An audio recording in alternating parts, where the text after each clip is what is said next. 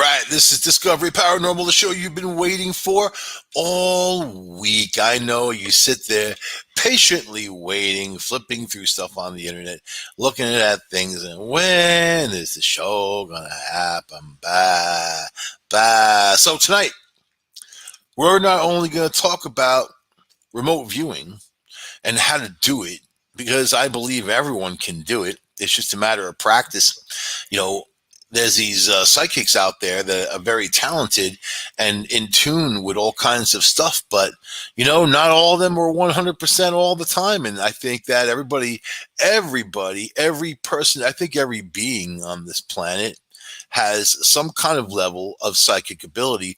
You have psychic connections with your pets, some of you, and you guys know it, and you're saying right now because they know it, you know it. And it's not just an animal being able to judge what time you're going to be home, so they're standing by the door. It's tuned in. You can come home different time every day, they're still going to be there. It's not that they heard you or whatever. They're tuned into you, because they want their num nums, man. So, and that's what you are. You're a food bag with legs, and they give you love. So the reality is, remote viewing, you can practice, and we're going to talk about it later on. I'm going to give you all kinds of tips to practice remote viewing. We've talked about remote viewing before on the show. We've talked about remote viewing when the CIA had Project Stargate, and they were using mediums, these real powerful psychic mediums, to remote view Mars and the moon, even headquarters in the USSR, things like that. So it's like that, but especially remote viewing when it comes to gambling, because I'm seeing Las Vegas reopen. I'm seeing people throwing caution to the wind. COVID-19 is not over. There's a new variant called the Lambda variant coming out of Peru, which is already here in the U.S. It's already in the U.K. And they say it's vaccine resistant and it's killing people. So there you go, man. So you don't have much time on the planet anyway. Even if COVID doesn't kill you and cancer doesn't kill you and a runaway car doesn't kill you, or some nut job who just got released from jail because of bail reform and he's mad and he kills you, whatever. Doesn't matter what kills you. It just matters how you live your life, right? And you may as well live it more comfortably than others. I'm not saying go out and gamble. I'm saying use remote viewing for an easier path through life, being able to see what's coming way ahead, right? That's the best, man. Putting on your high beams, literally, and being able to see that road. Isn't that what we all want? Isn't that what you want for yourselves and your family? Oh, you got your kids and whatever. Your pets. You want to be able to make sure everybody's, healthy, wealthy, and wise. You use that remote viewing for those skills. After you've done it for a while, it becomes something. It's not as external as you would think, because the words involved are deceptive. Viewing, which is something that you use your vision, your eyeballs, but this is your inner vision. This is your third eye. This is a feeling. It's a feeling. It's an energy that we're talking about. So, for instance, I got into this a while ago. Me personally, I don't gamble. Sometimes I get the feeling for a scratch off ticket. It may sound stupid. I don't play scratch off tickets, but as I'm walking past in the supermarket, I'll see one that I get a feeling about. I buy it and it's a winner. Do I go back and buy more? No, because the feeling's not there for the rest of them. So it's a feeling. Am I sitting there, holding things to my head and saying, wow, what's inside of you? Nope. Do people do that? Sure. I see people run their fingers over things, which is funny to me because it's very physical. When I think about energy and spiritual, it reaches beyond the physical boundaries of your body. You don't have to use your hand or an instrument like a wand or whatever. I mean, if people do things, if they have these devices including crystal skulls, which make me laugh when every time I hear somebody reference a crystal skull and how legitimate they are, and I laugh right in their little kitten faces, and I say, "You little kittens, you don't know what you're talking about," because none of them has ever been found in a dig, you know. They found them, they originated in souvenir shops in Mexico and or South America on the street corners, back in the day, and people are like, "Oh." But this wasn't some kind of archaeological dig that turned up crystal skulls, Oh, it was aliens. And I don't want to hear that crap either. Blame it on aliens. Blame it on the devil. You're gonna blame your woes and your stupidity on other things.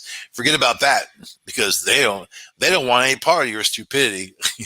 Take the blame. Don't take the blame. The same people that use fake maple syrup. I don't understand them. I just don't get them, man. Oh well, it's good. I mean, you're not ever going to tell me that fake maple syrup is better than the real thing. You're never ever. Oh, it's less calories. You know what? It's crap. Do you know what's in there? You ever read the ingredients? I bet you guys can't pronounce the ingredients. It's just stuff you don't want in your body. But fine. Not everyone's made to live forever. No one can live forever. No one, right? You live your life. You just heard me say anything could happen. You get struck by lightning. You could whatever, man. Hit the head with a stray golf ball. Boom. Freak deaths. Then there's the people who go out there and risk their lives constantly and they don't die. You know what I mean? I don't understand that one either. There's a certain thing about it, man. So anyway, remote viewing. Driving down the road. And then all of a sudden, I get this feeling that I should slow down, really slow down. I was going like 45 miles an hour, slow down to like 5 miles an hour. I did. And then 7 deer ran right in front of me. If I had slowed down, I would have crashed into all of them. So there's a thing, and is it intuition? There was no reason for me to slow down there. None. Zero. None.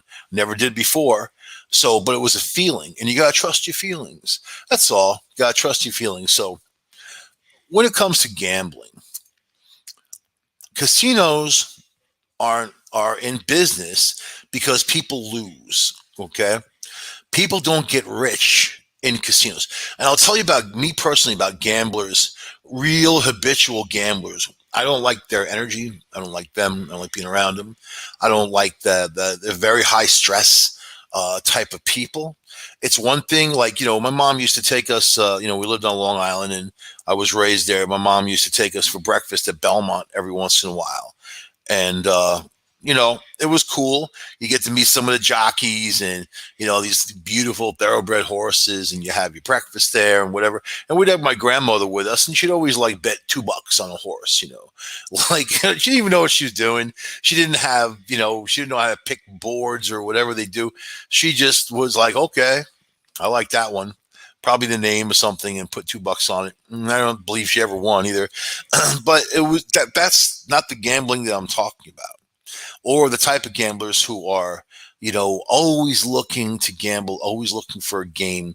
And they're usually the most crooked people that you'd be around. So I know some psychics who shall remain nameless, who are actually good psychics, not BS, the ones who write books and they say that how great they are, that they help the police and whatever. Meanwhile, they lie about it, and then they can't even tell you what the hell's going on, but I've known some very accurate psychics in my life, and I've known some real class act, bull crappers. So we'll just stay on the even par here. So I know some psychics who don't do readings anymore. They don't dabble in the paranormal. They spend much of their time, not even much of their time, but they spend time gambling. They'll go to horse tracks, or they'll go to a place like Las Vegas or Atlantic City. They get the feeling, they walk in, and then they gamble and they come out with a bunch of money. And this is something that these people have done consistently, because every time I wonder about people writing books or saying, here's techniques for gambling or remote viewing or that type of thing, I often wonder, like, how successful they are in themselves. You would think that, you'd want to get to the point where that material world is far behind you if you have that kind of money and skill to go in and gamble, right? I have three great uncles, my grandmother's brothers. Uncle Ted, Uncle Henry, Uncle Stephen. Three of them, they're all scientists, right? Chemical research and development, that type of thing. And they all owned a business together that was down in Pennsylvania, headquartered there anyway. And this is what they did. I mean, Uncle Ted, though, at some point realized that he liked to gamble better than anything. So he would go to, I mean, I don't even know if Las Vegas was much back then because it's a long time ago. They would go to places where there's gambling. I mean, there was Atlantic City. That was definitely, there was Monte Carlo. People would go there and gamble. But he was a card counter and he had a great mind for remembering numbers. It wasn't, some psychic ability, possibly, because there's the gift in the family, certainly, you know. And who's to say that he wasn't using remote viewing in his own mind, in his own self to do that? And it wasn't just about memory on putting numbers together, because I could also put numbers together, and they use 6 decks, 8 decks. I don't know how many they use now, to play blackjack, right? And then they pull the cards out, they shuffle them back in again. And I guess if you're pretty astute and you can remember those numbers, or it's more about the sequence of numbers, and the codes. And I'm very good at remembering those things, or identifying algorithms and things like that, patterns, that type of thing. That's how my brain works. It's also how his brain worked. And I never met him in my life. He died when I was very young. So I remember his funeral. So, but he ended up getting kicked out of these places because they said he was cheating by being a card counter, by using his knowledge to do this. So even if you get the leg up on the competition, they'll squelch you out because they don't want to lose. The house does not want to lose, and if they think that, I mean, come on, they're going to see your face. They're going to know you. They're going to know your name. If there's big payouts and that type of thing, they're going to keep going. Oh, here's this guy again. Here's this guy again. And then, then you're on their radar screen, and then also now, of course, these days they share information everywhere and anywhere. So, it's very difficult to do any of that. But fine, they changed the rules of the game. That's like the government. That's like life, Like they don't ever want you to get ahead, even if you have a gift. If that's his gift, and he's not physically cheating. He's not trying to cheat the house with other people or manipulating machines or doing things like that. It's a random card count, right? So, I mean, if you want to get rid of card counters, then you should start with new decks all the time, reshuffle decks all the time, right? And then you could, nip that in the bud, and probably a lot of them do. I'm not in the gambling world, so I really don't know. I will tell you this, though. The people I know, that they're very successful. They keep it on the down low. They these psychics spread across the board. They don't just focus on one place where they gamble. They don't just go to one area. And then when they vacation, they usually vacation in places that have this type of gambling. So, and they win. They win. They win big and they walk away. They don't take too much. It's not being gluttonous, right? But I know a few that do this on a regular basis, and then you'd wonder why. They all say the same thing. It's the feeling, right? So then you get the psychics who will tell people, "Oh, you're going to win," right? Or here's your numbers. 2014, the English waiter had a dream that his manager won a boatload of money. At his urging, the man bought a ticket, and the pair eventually won 1.7 million pounds. That's some good dosh, right? A New Jersey man hit his state lottery jackpot twice in 6 months, totaling over 1 million, which a psychic had predicted beforehand. And then in Thailand, countless people flock to a deadly accident-prone stretch of road in hopes that spirits will give them a glimpse of winning lottery numbers, which is really nuts. Those three instances is not what I'm going to be talking about, but they're instances of precognition, of having those dreams, of having those feelings, or seeking out, you know, spirits who died a horrible death in a car just to ask them what the lottery numbers are. I'd be so mad.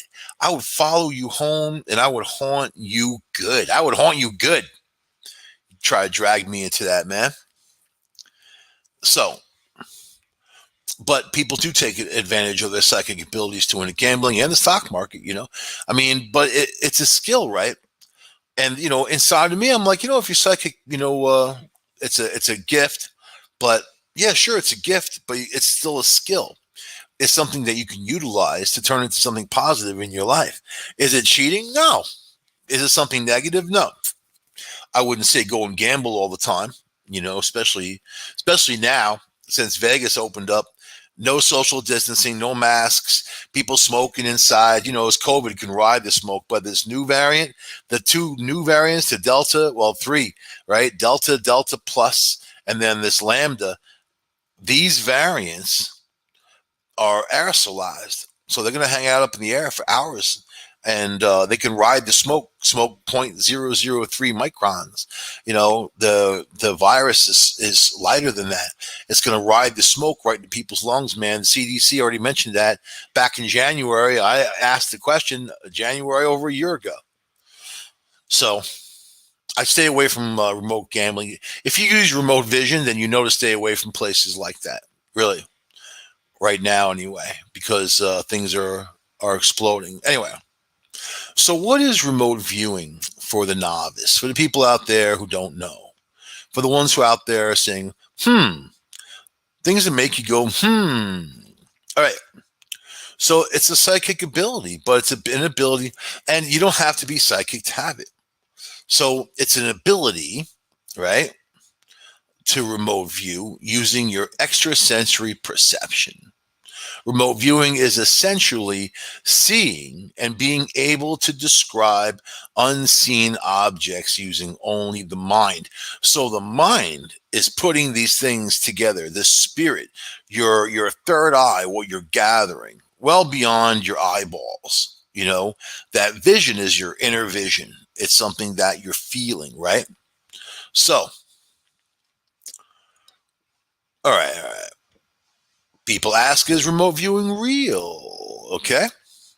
Various governments and labs around the world have invested millions and millions of dollars and time into examining remote viewing and using it for their own evil deeds. On one of the longest and most infamous projects, of course, as I aforementioned, is Project Stargate, which which ran for years, and they used it for all types of things, and much of it's still classified. Some of it's been declassified, and you can find it online.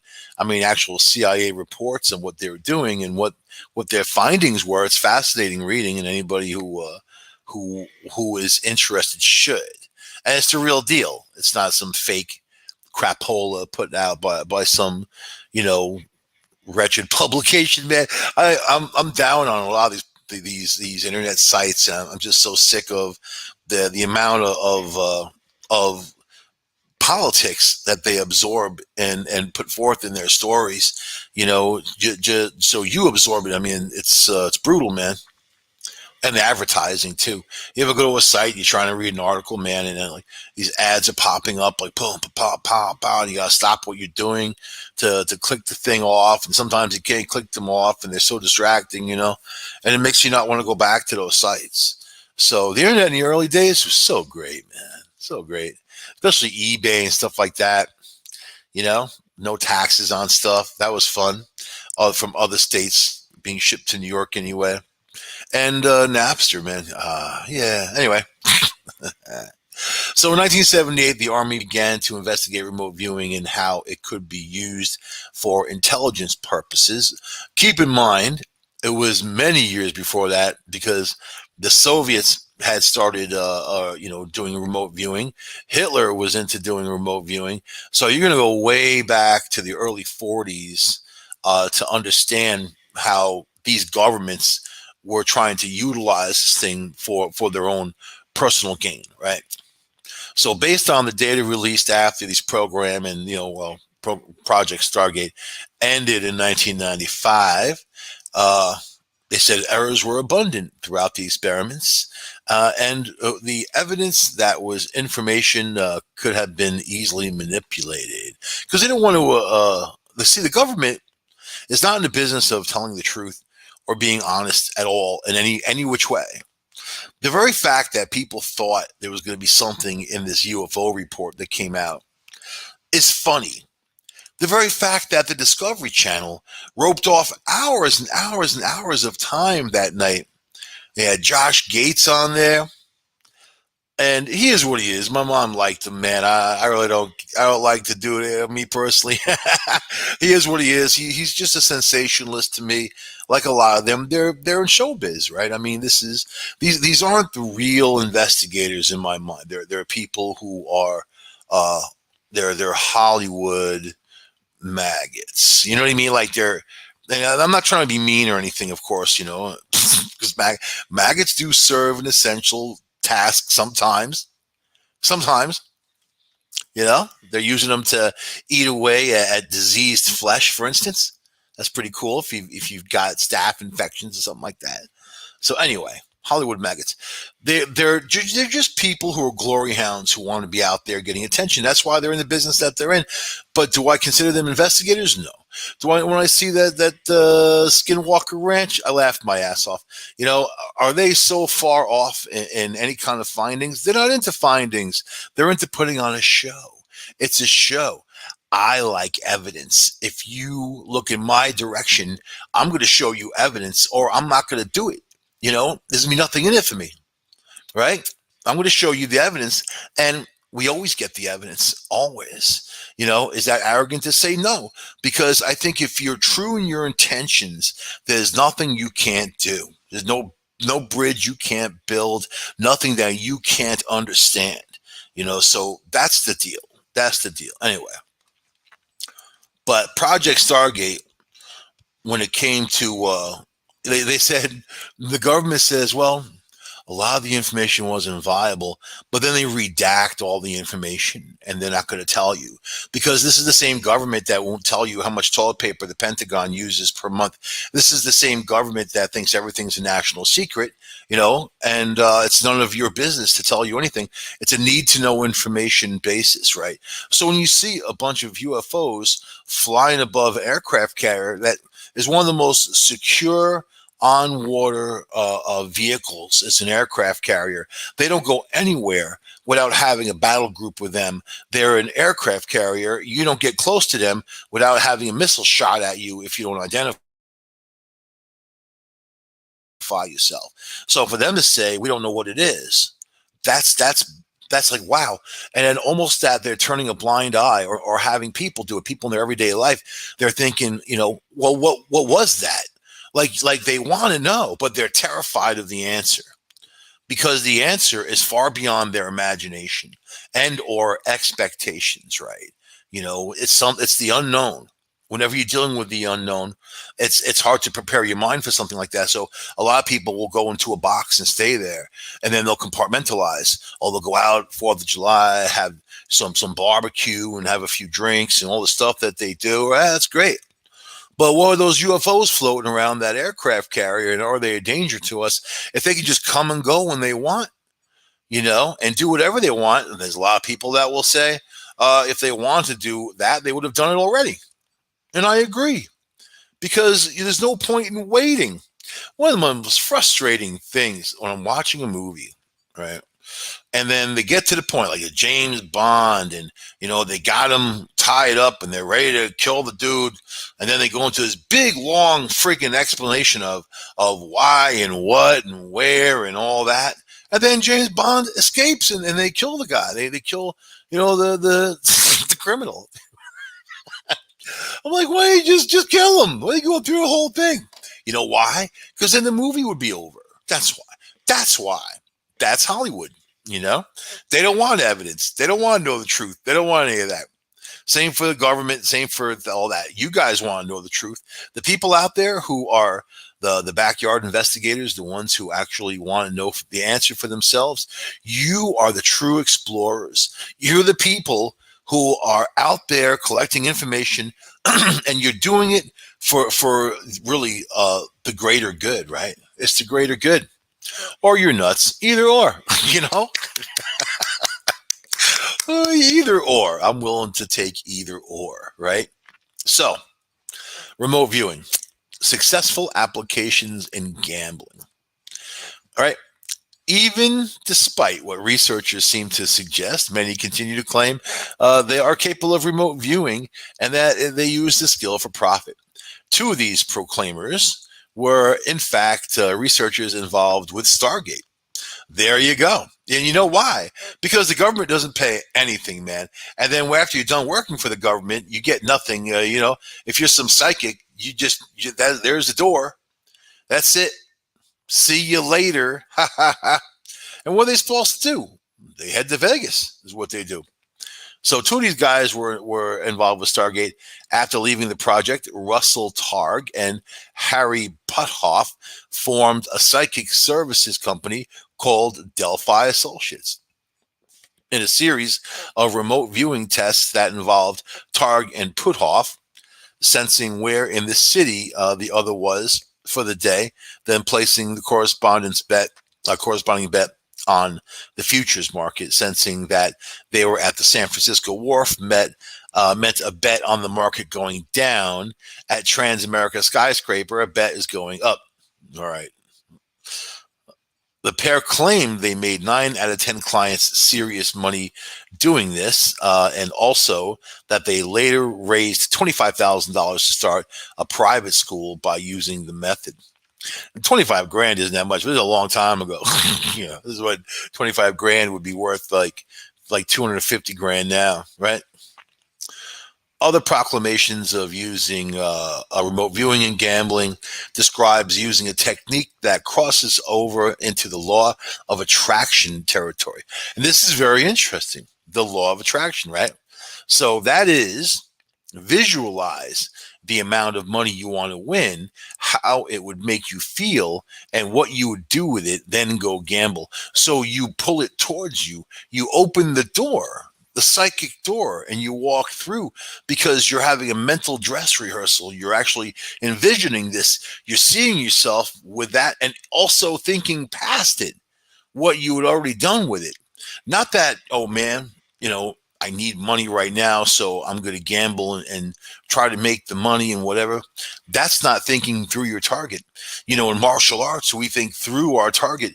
When I hit the heavy bag, I'm not thinking of the surface that I'm striking. I'm thinking of the other side and where my fist is going to end up. That's the deal, right?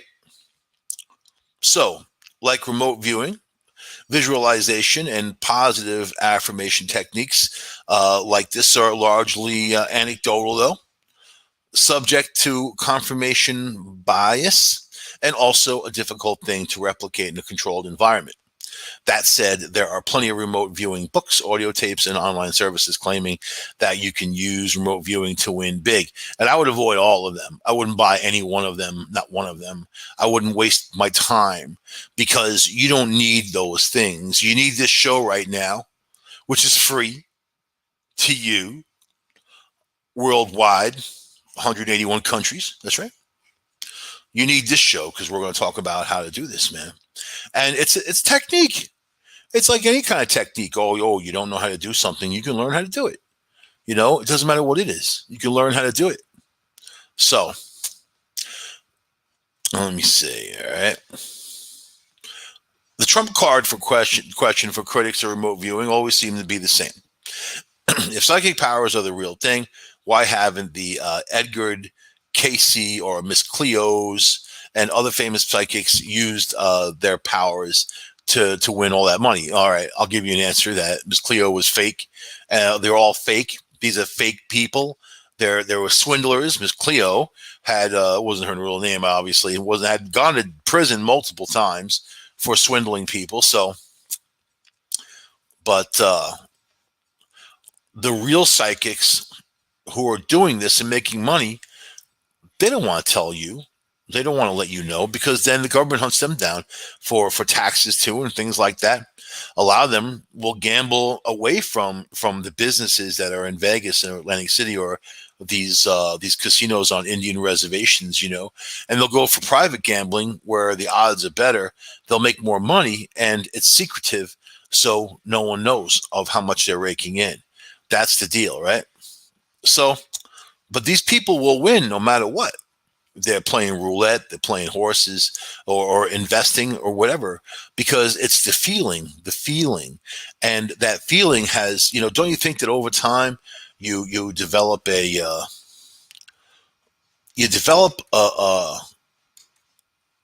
point where it becomes natural instinct when you react. A good soldier who learns how to fight in a war will react when something happens. He's a seasoned soldier. This isn't just some person you're sitting on your couch and something goes on. The way you react is differently because you're not a seasoned soldier, unless you're a seasoned soldier who's sitting on your couch. Let's like that. So, okay. All right. So, you may not be able to go and make millions in the lottery, right? You may not be able to hit all those numbers. Some people, numbers do come to them, but to get the right numbers and remember those numbers, you would have to be pretty intuitive when it comes to that. It's not just picking one instance. Oh, you're playing like roulette, and you pick your number 34 or whatever. And then that's what you saw in your mind was happening. You're placing the scene. It's kind of like, what? You have deja vu. It's like almost like triggering deja vu, and this is all before it happens. There's times I had deja vu where I could tell you what was going to happen next, who was going to call me, what I was going to see and experience. And it happens quite often. This has happened to me since I was a child. So that's just me. All right. When you're looking at non-viewing, the aim is to become detached from the material world, right? You try to adopt an attitude of non-caring and letting go. The more, it's kind of an irony in life, the more you care about something, the more liability you put out there, and the more it detracts from your spirit. It sounds terrible, but like saying, "Oh, you shouldn't care about your other or your kids," and the whole "hold on loosely, don't let go" type of song, and that's more important because it's a level of detachment, but you're still there. When you put too much into something, the energy becomes so strong. I feel like it almost triggers bad things because of it, especially if people are too possessive or if they're too much. They just hold on too much, right? They attach themselves like a leech. That's the show tonight. Maggots, leeches. So the aim is to detach. You don't need it. You become neutral. That's a good word for it, right? You adopt that attitude, right? So many successful psychics say that the world somehow seems different when they're in the strongest psychic state of mind. And, well, it's beyond the mind, right? So you don't force yourself. You don't try too hard. You don't even try at all, right? You just see what comes and accept it without judgment.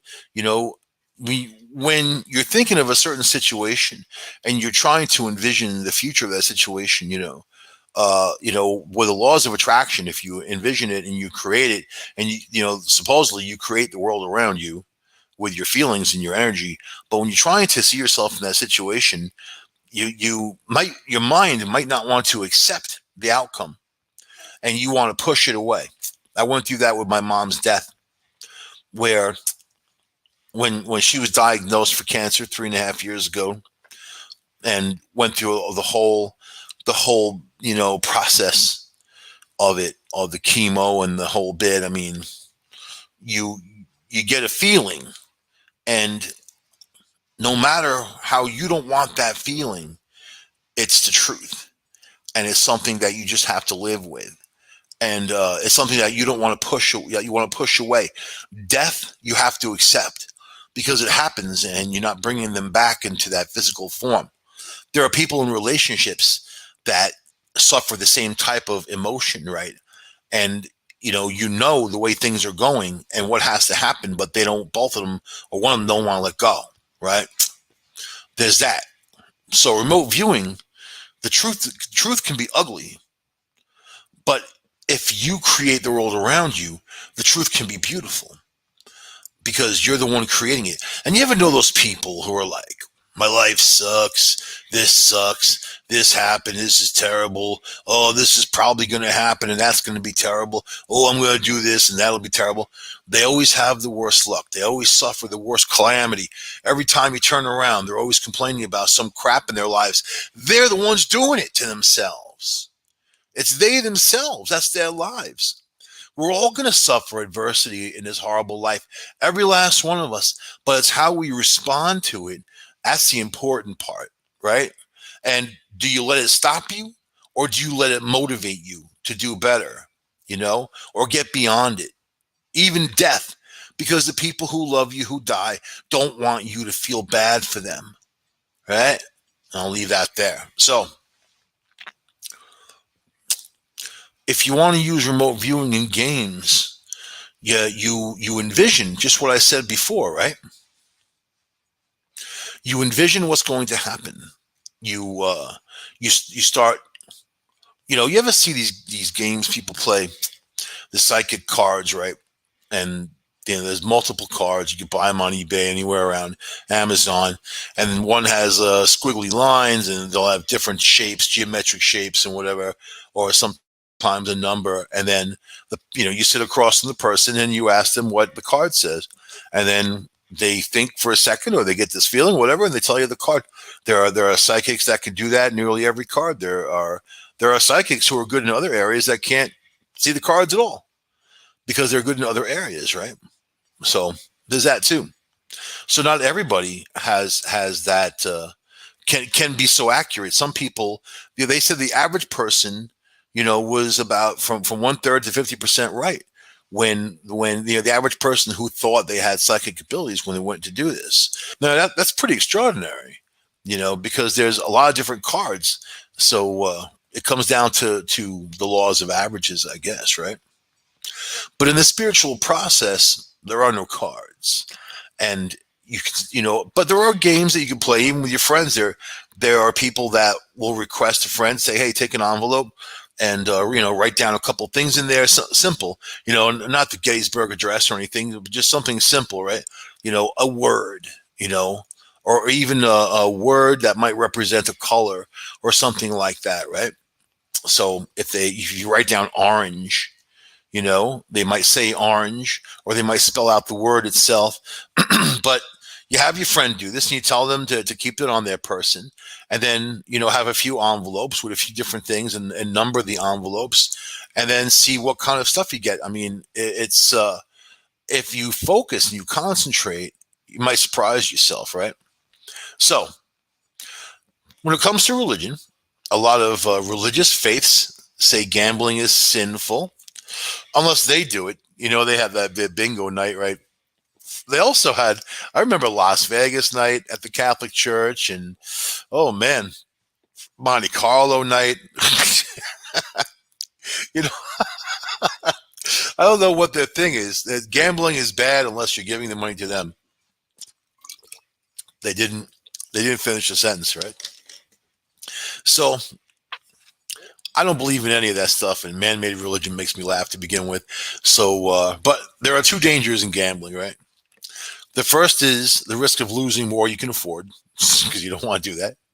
So you have to set your limits to your gambling, right? Which will give you that comfort zone, right? If there's risk to everything, no matter what you do. You go to court, there's a risk of winning and losing. Whatever, man. Yeah, it's life. And we're talking about more remote viewing and using it uh, basically to increase your sensitivity and unconscious information. How's that? So, all right, I'm gonna tell you right now because the show's clicking away. It's gonna be over soon. Try your eyes at remote viewing, right? This is what you do. And I want you to write this down or listen to the show over again or record it, whatever the hell you got to do.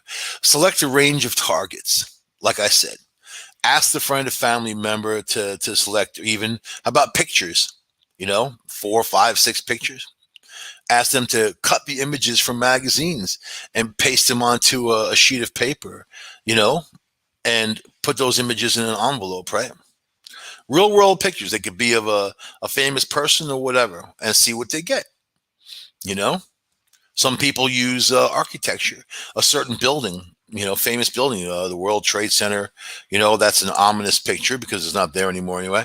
Or you know, Empire State Building, one of the most recognized buildings in the world, Statue of Liberty, that type of thing. And for the Statue of Liberty, they might get all kinds of different information because what you're asking to absorb the information is beyond your hearing, your vision, your basic senses. You're reaching in to reach out, right? So number two, you ask your assistant, whoever that is, to put the images in that envelope, right? Like I said before, you quiet your mind. You want as little mental noise as possible. There are people who are so good at this. They can be in the loudest environment. They could be in Grand Central Station at the most popular time of day for traveling, and they can block everybody out just like that. That's pretty amazing. I can't do that. That's pretty amazing. I can create a bubble. I'm good at that, where I keep my energy in and I block out other people's energy when I'm in those environments, because there are people that'll suck up your energy, man.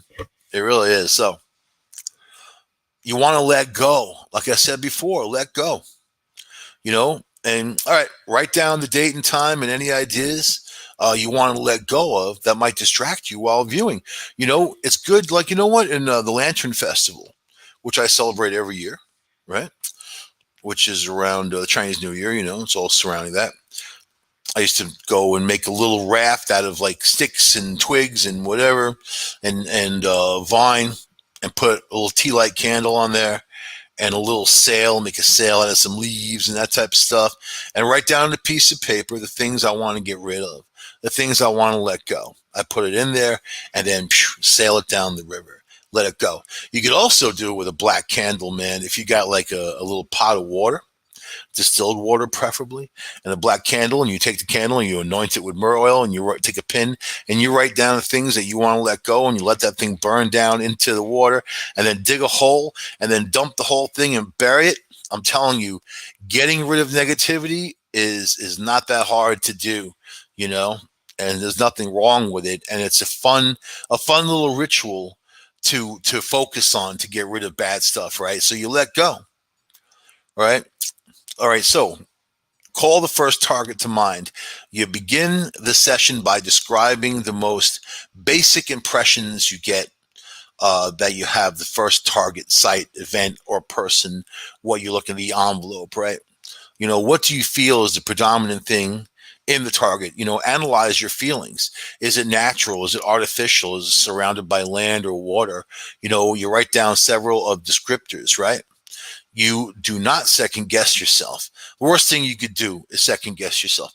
You write down the first thing comes to your mind. The fainter, the better.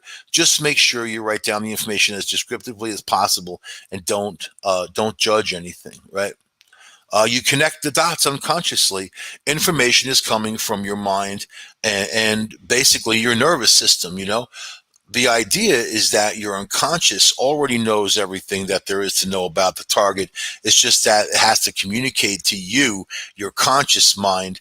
It does that through your body with very subtle sensations and feelings, right? You describe the basics. Write down sensory information that comes up, like visuals, smells, tastes, temperatures. You may start perceiving sizes, shapes, and patterns, right? Also, known as dimensionals, okay? You may even start to feel an emotional reaction to the target. You draw a sketch of the target. You take your time. You don't worry about how your sketch looks. You don't, like you said, you don't second guess yourself. You find a bird's eye view Imagine yourself floating several hundred feet over your target area. Is there anything surprising about the target you can perceive? Make a note of your final impressions about the target. You end the session. You write down the time, a brief summary of what you perceived, and then after that, you get your feedback. You know, so you pull the top photo from the envelope and see how you did. You see how accurate you were. And then you keep reviewing and repeating. If you do that, spiritual muscles, right? Spiritual muscles. And there's nothing wrong with that. There's nothing wrong with being more perceptive. You often hear stories on how a mother thought their kid was in danger, and then they went to where they were. They called them up or whatever, and then they were right. Or a twin feels that another twin's in danger, or something happens, and they were right. There are people who are connected. There's no reason why you can't be connected to everyone and everything. Look at the internet. It's a very, very good analogy of being connected, and how instantaneous. I can send a picture or a video to my friend Nick in Australia right now. He'll get it in a second. He'll have it and be able to comment on it and start watching it and start checking it out, going across the world. And that, see, that's what you need to focus on, is that communication. But if you want to go, I don't care if it's Vegas, I don't care if, what the situation is, whatever's going to benefit you. When you strengthen these abilities, you get that feeling. And when something's off or something's wrong, your spider senses, my friend Art says it's a spider sense, like Spider-Man type of thing. The spider sense goes up, and to stay away, to get involved, to do whatever but now when it comes to numbers and shapes and letters, how far off is that? Because if you can envision these things, especially laws of attraction, you can pull these things into you. You're envisioning what you're already doing and what you already want and what you want to accomplish, and then going on from there. It's like chess, about thinking 7 or 8 moves ahead, and you already know where you're going to go. You're already anticipating what your opponent is doing. Same for remote viewing, same for life. It's that same type of energy. It's that deep intuition, but also it's that spiritual energy that reaches out, So strengthen your ability. Give me an email, man. Let me know how you did, and what your level of understanding is. I think that's awesome. So I'm going to end the show on that note. This is me, Michael Angley, on Discovery Paranormal on United Public Radio Network, uprntalkradio.com, the only place where you're going to find real serious investigators. I'm not going to put other stations down or other people, but we have the most knowledgeable people on this staff that I've ever seen anywhere. And I'm not just saying that. It's actually true. Maybe for one or two of them are good, but the rest of them are awesome. I'll see you guys. uprntalkradio.com, 107.5 New Orleans, 104.7 in Paris Christian, all over the world, 181 countries, going strong. Bye.